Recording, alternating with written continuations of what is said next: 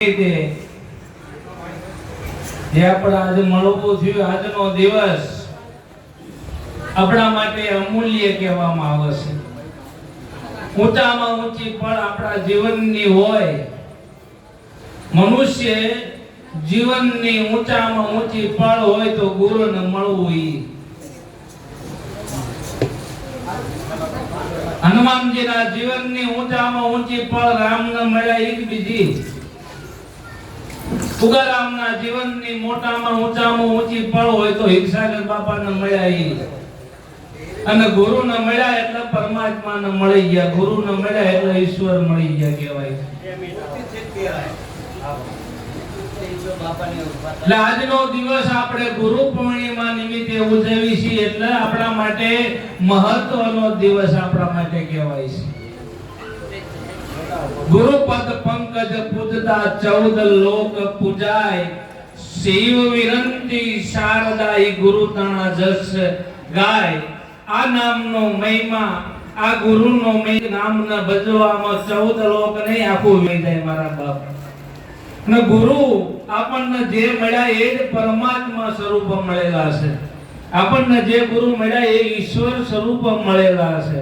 અને આ ગુરુને તમે ઈશ્વર ભાવ ભજો એટલે તમારે ક્યાંય બીજું ઘટે એવું નથી. અને આજનો દિવસ આપણે પરમાત્મા ભાવ, ઈશ્વર ભાવ ગુરુને ભજવાની વાત છે. આપણા મહાપુરુષ એવું કહેતા હતા લાભો દાદા કે તમારે ઈશ્વરને પામવું હોય તો ગુરુમાં ઈશ્વર જોવો. તત્વનો સાર ત્રિલોકમાં ગુરુ ગોવિંદ એક રૂપ છે. આદ્ય અંત હરિ ગુરુ સંત રૂપ. હરિ ગુરુ અને ઈશ્વર બે નામ જુદા, તત્વ એક છે. અને એક જેને જીવનની અંદર એક કર્યું એના આનંદ છે મારા બાપ. ગુરુ મળ્યા એટલે આપણને ઈશ્વર મળી ગયા. ગુરુ મળી ગયા એટલે ભગવાન મળી ગયા. કોઈ તમને પૂછે કે તમને ભગવાન મળ્યા તો કહી દીજો કે મને મળ્યા ઈ હોય. મને મળ્યા ઈ 3 લોકનો નાથ મળ્યો છે ને 16 વારનો એક રતી હાચું. જીવન બાપાને ગોંડલ દરબારે પૂછ્યું તું કુંભાએ કે જીવન ભગત તમને ભગવાન મળ્યા એ વાત સાચી કે વાત સાચી? એમ આપણને કોઈ પૂછે કે તમને ભગવાન મળ્યા તો આંગળી ચીંધીને બતાવી દેજો કે મને મળ્યો એ 3 લોકનો નાથ છે. ઈશ્વરને ગોતવા ક્યાંય બીજે ફરવાનું નથી, ક્યાંય બીજે ફાંફા મારવા નથી. ગુરુમાં ઈશ્વર ભાવ થઈ જાય, ગુરુમાં ભગવાન ભાવ થઈ જાય તો નિર્ગુણમાં એની કૃપા દ્રષ્ટિથી આપોઆપ દવાય એવું છે. આ ધ્યાનની મૂર્તિ આપણને બહાર જત જોવો હોય પરમાત્માને તો ગુરુના રૂપ જ જોજો મારા બાપ. અમારા નિરાત બાપુએ બાહિર અને ભીતર એક નિરંતર પરમાત્મા કીધો. તો બાહિર આંખેથી જોવો હોય તો ગુરુના રૂપ જોજો ભગવાનના. અને અંતરદ્રષ્ટિ કરો તો જે આપણામાં સ્વરૂપ એ ગુરુનું સ્વરૂપ જ છે મારા બાપ. ગુરુનું સ્વરૂપ એટલે નામનું સ્વરૂપ એટલે ગુરુ છે. સગુણ અને નિર્ગુણ બે એક સ્વરૂપ છે આપણને જે ગુરુ મળ્યા. તમે તો જિજ્ઞાસુ છો, પ્રેમી છો, ભાવિક છો અને આ લાભ તો તમે લઈ જ રહ્યા છો. તમને ગુરુ મહારાજ ઉગારામને પ્રાર્થના કરવી કે અનન્ય લાભ તમને આ લેવડાવે એવી ગુરુ મહારાજને આપણે પ્રાર્થના કરીએ છીએ કે આવો ને આવો પ્રેમના ભાવમાં વધારો ગુરુ મહારાજ તમારા કરે. અને કાયમના માટે આવો સંત સમાગમનો, ગુરુ શરણનો લાભ આપણને મળે એવી આપણે ઉગારામના શરણમાં પ્રાર્થના કરી અને ઉગારામને કહે છે કે કાયમ આવો આપણા ભાવમાં, આપણા પ્રેમમાં, આપણી જિજ્ઞાસામાં, આપણી લાગણીમાં કાયમ વધારો ઉગારામ કરે એવી આપણે ઉગારામને પ્રાર્થના કરીએ. ને તમે લાભ લઈ રહ્યા છો, તમારો કિંમતી સમય જેટલો બને એટલો સંત સમાગમમાં ફાળવી રહ્યા છો. તમે તનથી, મનથી, ધનથી ગુરુને ભજી રહ્યા છો. સેવા, સત્સંગ અને સમરણથી તમારા જીવનની અંદર જે આપણને ધ્યેય બતાવ્યો એ કરી રહ્યા છો. અને સેવા, સત્સંગ અને સમરણથી આધીનતા, જ્ઞાન ધ્યાનના આધીનતા આવે એવો સદગુરુ ગુરુ શરણનો મહિમા છે. એ મહિમાને તમે જેમ છે એમ ભજી રહ્યા છો, પૂજી રહ્યા છો.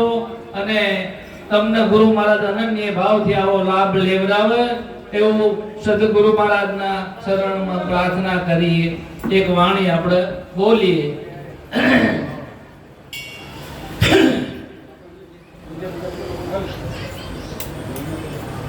गुरु हमारा वाणिया वणज करे वेपार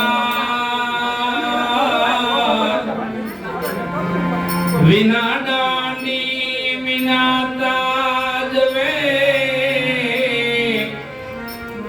खोलो जग संसार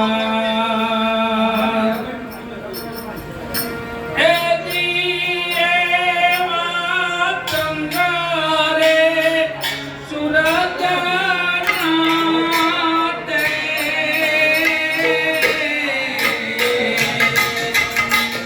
एक